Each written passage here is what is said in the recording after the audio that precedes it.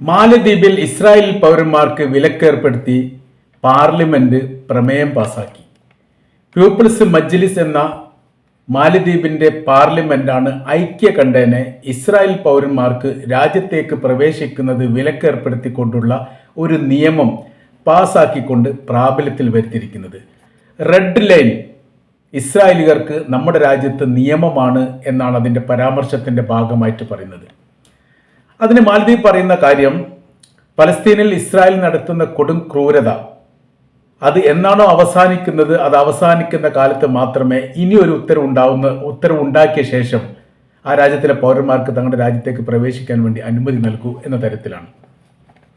പലസ്തീനികൾക്ക് ഭക്ഷണവും വെള്ളവും മരുന്നും അടക്കമുള്ള മാനുഷിക അവകാശങ്ങൾ പോലും ലംഘിക്കുന്ന തരത്തിൽ അതിക്രൂരമായിരിക്കുന്ന പ്രവർത്തനങ്ങളാണ് കഴിഞ്ഞ 1.5 വർഷമായി ഈ മേഖല കേന്ദ്രീകരിച്ചുകൊണ്ട് ഉണ്ടാകുന്നത്. ലോകത്തിലെ പരമാവധി രാജ്യങ്ങളെല്ലാം ഇസ്രായേലിനെ വിലക്കിയിട്ടും ഇത്തരം ക്രൂരമായിരിക്കുന്ന പ്രവർത്തനത്തിൽ നിന്ന് പിന്മാറാൻ വേണ്ടി ആവശ്യപ്പെട്ടിട്ടും അവർ അമേരിക്കയുടെ പിന്തുണയോടുകൂടി ഈ പ്രവർത്തികൾ ദൈനംദിനം തുടർന്നു കൊണ്ടേയിരിക്കുകയാണ്. ഗസയുടെ അകത്ത് പാലസ്തീനികൾ മരിക്കാത്ത ഒരു ദിവസമുണ്ടോ എന്ന് ചോദിച്ചാൽ ഇല്ല എന്ന് തന്നെ കൃത്യമായി ഉത്തരം പറയാൻ പറ്റുന്ന രീതിയിലാണ് ഇസ്രായേലിൻ്റെ പ്രവർത്തികൾ.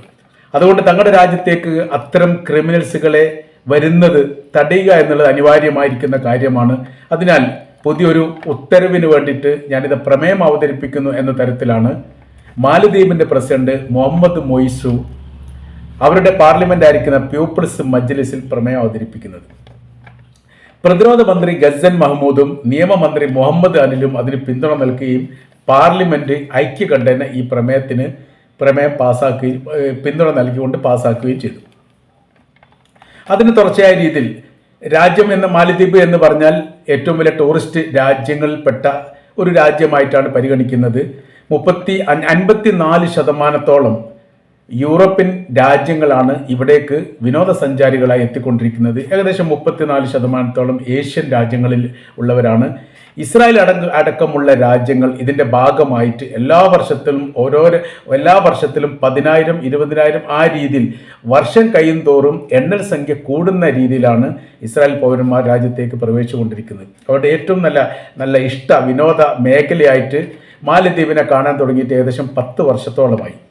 വലിയ രീതിയിലുള്ള സാമ്പത്തികം അവരിൽ നിന്ന് ലഭ്യമാകുന്നുണ്ട് എന്ന് വിനോദസഞ്ചാര മേഖലയിൽപ്പെട്ടവർ തന്നെ പറയുന്നുണ്ടെങ്കിലും രാജ്യത്തിൻ്റെ അഭിമാനം കളങ്കപ്പെടുത്തിക്കൊണ്ടുള്ള ഒരു സാമ്പത്തിക മുന്നേറ്റത്തിനും തങ്ങൾ തയ്യാറല്ലെന്നും ഇന്ന് ലോകത്ത് ഏറ്റവും കൂടുതൽ ക്രൂരമായിരിക്കുന്ന പ്രവർത്തനങ്ങൾ നടത്തുന്നത് ഇസ്രായേലാണ് എന്നതിനാൽ തങ്ങളുടെ രാജ്യത്തേക്ക് അത്തരം ആളുകളെ പ്രവേശിപ്പിക്കുക എന്ന് പറഞ്ഞാൽ മഹത്തായിരിക്കുന്ന ഒരു സംസ്കാരത്തിനെതിരെ ഈ പാർലമെന്റ് അനുമതി നൽകുന്നു, അല്ലെങ്കിൽ അവരതിന് സമ്മതം നൽകുന്നു എന്ന് വരും തലമുറ പറയുന്നൊരു സാഹചര്യം ഒരിക്കലും ഉണ്ടാവാൻ പാടില്ല.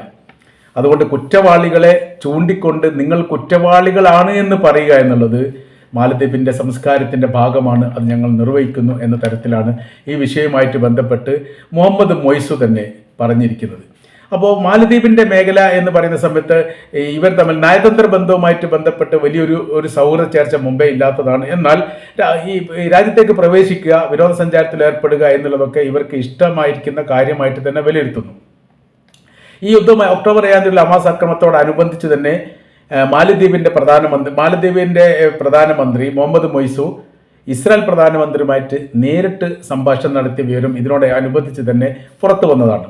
നിങ്ങൾ എന്താണ് ചെയ്തുകൊണ്ടിരിക്കുന്നത് എന്നുള്ള പ്രവൃത്തി നിങ്ങൾക്കറിയാമോ എന്നാണ് മുഹമ്മദ് മൊയ്സു ഇസ്രായേലിൻ്റെ പ്രധാനമന്ത്രിയോട് ചോദിച്ചത്. ഒരു യുദ്ധമാണെങ്കിൽ നിങ്ങൾ യുദ്ധമാണ് ചെയ്യേണ്ടത്. നിങ്ങളുടെ ശത്രു ആരാണോ ശത്രുവിനെ കണ്ടെത്തിക്കൊണ്ട് അവർക്ക് നേരെ യുദ്ധം നടത്തുന്ന പ്രവർത്തനം.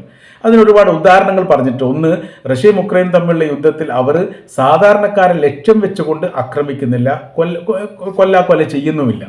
രണ്ടു കൂട്ടരും അങ്ങോട്ടും ഇങ്ങോട്ടും അത് ചെയ്യുന്നില്ല, അബദ്ധവശാൽ പറ്റിപ്പോകുന്നു എന്ന് മാത്രം. അതുകൊണ്ട് റഷ്യയുടെ സൈന്യത്തെയാണ് ഉക്രൈൻ്റെ സൈന്യം, അല്ലെങ്കിൽ ഉക്രൈൻ്റെ സൈന്യത്തെയാണ് റഷ്യയുടെ സൈന്യം ആക്രമിച്ചുകൊണ്ടിരിക്കുന്നത്. അത് ഏറെക്കുറെ ഒരു രാജ്യവും തമ്മിൽ യുദ്ധം ഉണ്ടാകുന്ന സമയത്ത് സ്വാഭാവികപരമായിട്ട് ചെയ്യുന്ന പ്രവർത്തനത്തിൻ്റെ ഭാഗമായിട്ടാണ് അവരെ ചെയ്യുന്നത്. എന്നാൽ നിങ്ങൾ ചെയ്യുന്നത് സാധാരണക്കാരായിരിക്കുന്ന സ്ത്രീകളെയും കുട്ടികളെയും നിരപരാധികളെയും കൂട്ടക്കൊല ചെയ്യുന്നു.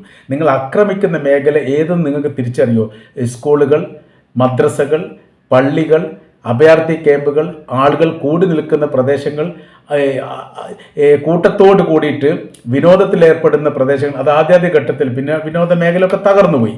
അപ്പോൾ ഇത്തരം മേഖല കേന്ദ്രീകരിച്ചുകൊണ്ട് യുദ്ധവിരുദ്ധ പ്രവർത്തനങ്ങൾ അല്ലെങ്കിൽ യുദ്ധക്കുറ്റം ചെയ്യുന്ന പ്രവൃത്തിയും ലോകത്തെ മനസ്സാക്ഷി ഞെട്ടിക്കുന്ന പ്രവർത്തനവുമാണ് നിങ്ങൾ ചെയ്തുകൊണ്ടിരിക്കുന്നത്. അതുകൊണ്ടാണ് മോയിസ് ചോദിക്കപ്പെട്ടത്, നിങ്ങൾ ചെയ്യുന്ന പ്രവൃത്തി എന്താണെന്ന് നിങ്ങൾക്കറിയുമോ എന്ന തരത്തിൽ.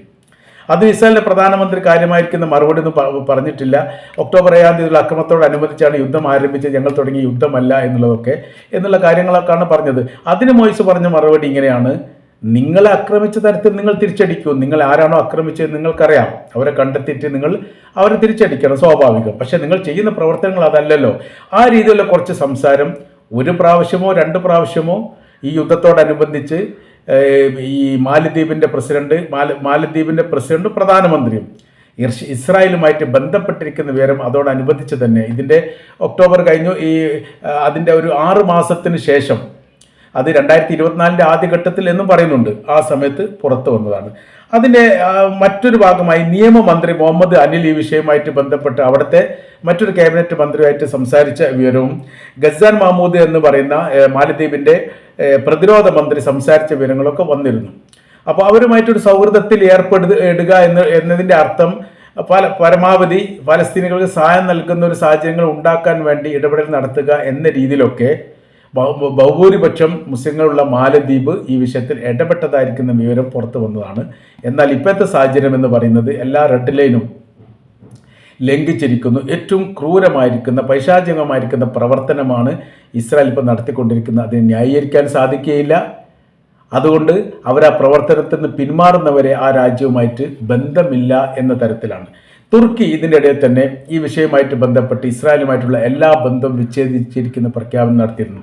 പല രാജ്യങ്ങളും അത്തരം പ്രഖ്യാപനം നടത്താൻ വേണ്ടിയായിട്ട് മുന്നോട്ട് വന്നിട്ടുണ്ട്. അപ്പോൾ അവരൊക്കെ പറയുന്ന കാര്യങ്ങൾ ഈ ഒരു കാര്യം മാത്രമാണ്: അവിടെ യുദ്ധം നടക്കുന്നില്ല, വംശീയ ഉന്മൂലനമാണ് നടക്കുന്നത്. എന്താണോ ഇസ്രായേൽ ഉദ്ദേശിക്കുന്നത്, ഗസ എന്ന് പറയുന്ന പലസ്തീൻ്റെ ഭാഗത്ത് നിന്ന് അവരെ കുടിവയ്പ്പിക്കുക അല്ലെങ്കിൽ ഇല്ലാതാക്കുക, അങ്ങനെ ആളില്ലാത്ത ഒരു മരുഭൂമിയാക്കി അവിടെ മാറ്റുക, എന്നിട്ട് യഥേഷ്ടം ഇസ്രായേലിലെ പൗരന്മാർക്ക് അവരുടെ രാജ്യത്ത് സ്വതന്ത്രമായി ജീവിക്കാനുള്ള സാഹചര്യങ്ങൾ സൃഷ്ടിക്കുക എന്നുള്ള ആഗ്രഹവും താല്പര്യവുമാണ് ഇസ്രായേലിനെ സംബന്ധിച്ചിടത്തോളം അവർക്കുള്ളത്. അതൊരിക്കലും നടക്കാൻ പോകുന്നില്ല എന്നുള്ള കാര്യം കൂടി മാലദ്വീപ് പറഞ്ഞു വെക്കുകയാണ്. ഈ പീപ്പിൾസ് മജ്ലിസ് അവരുടെ പാർലമെൻറ്റുമായിട്ട് ബന്ധപ്പെട്ട് ഈ വിഷയത്തിൽ ഊന്നിരിക്കുന്ന ഒരുപാട് ചർച്ചകൾ ഒക്ടോബർ 7 ശേഷവും ഒക്ടോബർ 7 മുൻപ് 1948 ഇസ്രായേൽ സ്വാതന്ത്ര്യമായതിനു ശേഷം അവർ നടത്തിയ അതിക്രൂരമായിരിക്കുന്ന പ്രവർത്തനങ്ങൾ, വെസ്റ്റ് ബാങ്കുമായിട്ട് ബന്ധപ്പെട്ടും ഈ മേഖല കേന്ദ്രീകരിച്ചുമൊക്കെ പല ഘട്ടങ്ങളിലും അവർ നടത്തിയ കൂട്ടക്കൊലകൾ, അറസ്റ്റ് ചെയ്ത ആളുകളെ ജയിലടക്കുന്നത്, ജയിലിൻ്റെ അകത്ത് വെച്ചുള്ള പീഡനങ്ങൾ, മരണപ്പെടുന്ന പലസ്തീനരുടെ ആന്തരികാവയം പോലും കവർന്നെടുക്കുന്ന പ്രവർത്തനങ്ങൾ, അങ്ങനെ ചരിത്രത്തിൽ ഒരു മനുഷ്യനും ഒരു രാജ്യവും ചെയ്യാത്തത്ര ക്രൂരമായിരിക്കുന്ന പ്രവർത്തനങ്ങൾ നടത്തുന്ന രാജ്യമായിട്ട് തന്നെയാണ് ഇസ്രായേലിനെ വിലയിരുത്തുന്നത്. അത് ഗസാൻ മഹ്മൂദ് ഈ വിഷയമായിട്ട് ബന്ധപ്പെട്ട് പറയുന്ന ഈ നൽകിയ വിശദീകരണത്തിൻ്റെ ഭാഗങ്ങളിൽ ഈ വാക്കൊക്കെ പരാമർശിക്കുന്നുണ്ട്. ഹിറ്റ്ലർ എന്താണോ അന്നത്തെ ജൂത വിഭാഗത്തോട് ചെയ്തിരിക്കുന്നത് അതിൻ്റെ തനിയാവർത്തനമാണ് യഥാർത്ഥത്തിൽ ഇപ്പോൾ ഇസ്രായേൽ മുസ്ലിങ്ങളോട് ചെയ്തിരിക്കുന്നത്. മുസ്ലിങ്ങളെ സംബന്ധിച്ചിടത്തോളം ഫലസ്തീൻ്റെ ദേശത്ത് ഇസ്രായേൽ എന്ന് പറയുന്ന രാജ്യം ഉണ്ടാവാൻ വേണ്ടിയിട്ട് അവർ വലിയ സഹായം നൽകിയതാണ് ഫലസ്തീനിലെ അറബികൾ. പകരം ഈ ഇസ്രായേലിൻ്റെ ഭാഗത്തുനിന്ന് അവർക്കുണ്ടായിരിക്കുന്നത് വലിയ രീതിയിലുള്ള പീഡനങ്ങളാണ്. അവർ ദേശം വിട്ടു പോകേണ്ട സാഹചര്യങ്ങളുണ്ടായി, കൂട്ടക്കൊലകൾ നടത്തി, അവരുടെ പ്രദേശം പിടിച്ചെടുത്തു. ലോകരാജ്യങ്ങളെല്ലാം ഇസ്രായേലിനെ സപ്പോർട്ട് ചെയ്തു. അങ്ങനെ രാജ്യത്തിൻ്റെ അകത്ത് രാജ്യമില്ലാത്ത പൗരന്മാരായി ഒടുവിൽ ഫലസ്തീനികൾ മാറി. അപ്പോൾ അതുകൊണ്ട് തന്നെ ഈ വിഷയം ഇങ്ങനെ പ്രതിഷേധിക്കാതിരിക്കുന്ന സമയത്ത് ഇത് കഠിനമായ രീതിയിലുള്ള ഒരു ഇടപെടൽ നടത്തുന്നില്ല എന്നതിനാൽ ലളിതമായിരിക്കുന്ന ഒരു സംഭവമായിട്ട് ഇസ്രായേലിൽ തോന്നും. അതുകൊണ്ട് നമ്മുടെ രാജ്യത്തെ സംബന്ധിച്ചിടത്തോളം പീപ്പിൾസ് മജ്ലിസ് ഇതാ ഒരു നിയമം ഉണ്ടാക്കുന്നു: മാലദ്വീപിലേക്ക് ഇസ്രായേലിൻ്റെ പൗരന്മാരെ ഈ ഫലസ്തീൻ എന്ന് പറയുന്ന രാജ്യത്തിന് സ്വാതന്ത്ര്യം കിട്ടുന്നവരെ പ്രവേശിപ്പിക്കില്ലെന്ന് ഐക്യകണ്ഠേന ഞങ്ങൾ തീരുമാനമെടുക്കുന്നു എന്ന ഒരു ഉത്തരവാണ് മാലദ്വീപിൻ്റെ പാർലമെൻറ്റ് പുറപ്പെടുവിച്ചിരിക്കുന്നത്.